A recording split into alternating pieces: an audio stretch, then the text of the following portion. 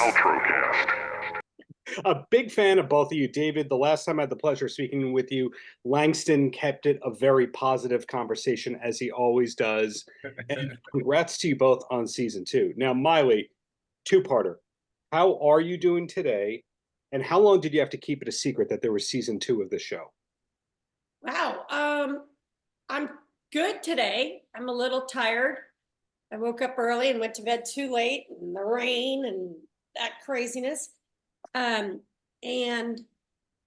I think we knew very early on there was going to be season 2. But we record by ourselves. So It wasn't like we got to pick up and the whole room is jumping around. Like, it's sort of like, oh yeah, you're doing season 2. And can you be there, February 12th from 2 to 4. So it's kind of not like the old days where it would be like, let's all go out and party or have a drink or, or at least cheer. So I guess we kept it a secret for a while. I mean, I don't talk about this show much because I think we don't know a lot about the process of the show. I don't know. Do you, David? No, I don't at all. I know what happens when I show up to record. That's about it. Well, that was actually one of my points of curiosity, because both of you have found success both on camera and within the voiceover world, which was not common back in the day. Usually you were just a voiceover person and that's it. I can't think of all those great Mel Blanc starring roles in feature films. Now, David, what is your voiceover booth home setup like? Do you have that going on? Oh man, for this I record at the studio. My home setup is I have a very nice microphone, but I have high ceilings in here, so sometimes it's just me under a blanket crouched in front of a computer screen. It's not glamorous by any means. Okay, now Miley, now I'm going to say Naruto, but of course people are going to go, no, it's not Naruto, it's Naruto. And then you go, okay, I said that incorrect. Because of that, there's been dozens of projects beyond your other roles. What's your home recording process like? And do you have microphone endorsements at this point where they go, we want her I don't. It's the this. most rudimentary. I record in my closet. I've never built a booth. I still use my USB mic that I bought 15 years ago, maybe. I got a fancy mic during the beginning of the pandemic, and I upgraded. Well, I bought some stuff and I never used it. Literally never used it. I mean, I did a whole movie. I had to redo every line in a movie because I was wearing prosthetics. And I did it in my closet with my USB mic. And I was just in a session yesterday for a video game, and the director / producer, a great friend of mine, Joe, was like, hey, I was talking about you last week and about how, I talked to these guys with $50,000 studios that set up, and he goes, Miley's stuff was just great. He's like, it's insane. I literally am there's clothes there and then dirty clothes in a hamper in the closet. Here's what I did to upgrade. We stuck 2 things on the door so I could shut it from the inside. That's the upgrade. Okay.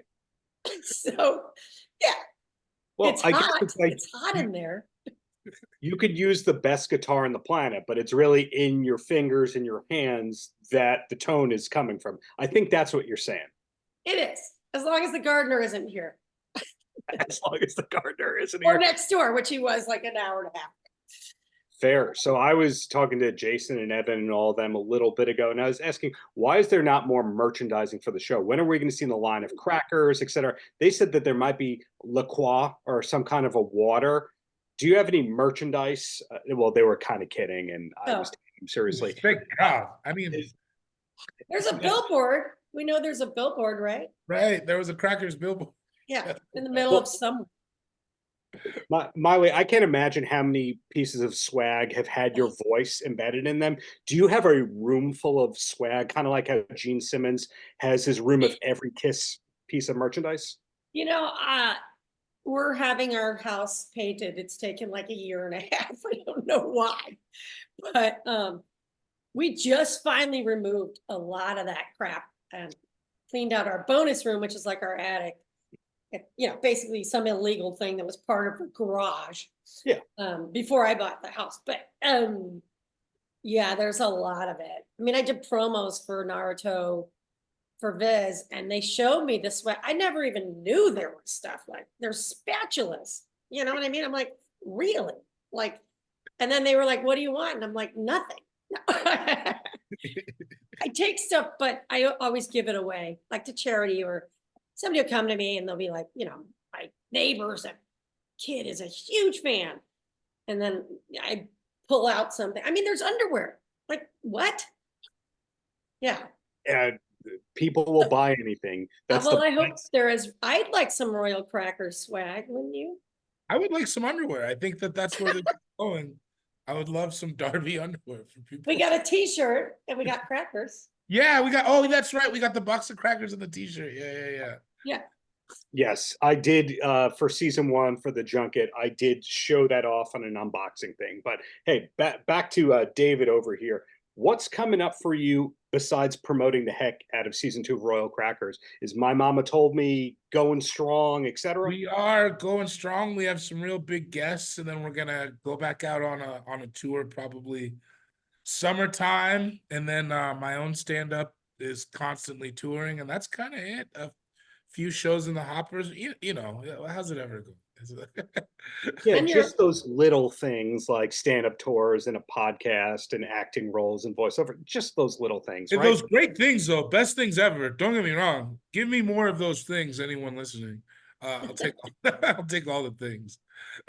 And then Miley, in your case, speaking of stand-up, there was that video which got a lot of views where they're saying you should do stand-up. Is that something that you have thought about since I did do stand-up. Then I moved to LA and I thought it sucks. Like first of all, you can't work out anywhere with your material because, when you're starting, it's like you get 3 minutes and you hang out. It's always like, as a woman, it's just like 30 guys.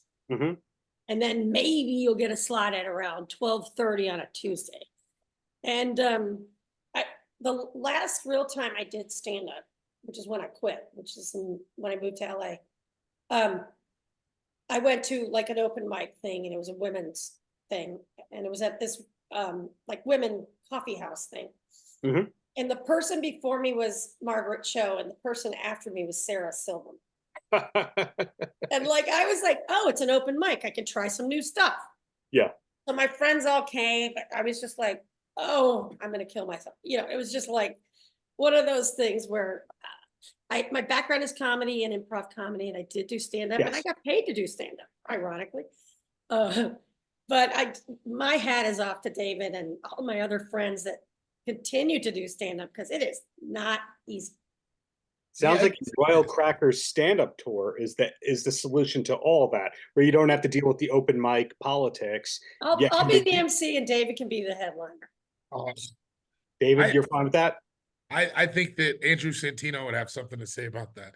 But I'll do a strong feature act. Well, the key is season 2 is still funny. Looking forward to more seasons of the show. Fingers crossed, hoping that's going to happen with the merch and swag. And looking forward to both of your future projects. Thank you for your time. Thank you so much. Paltrocast.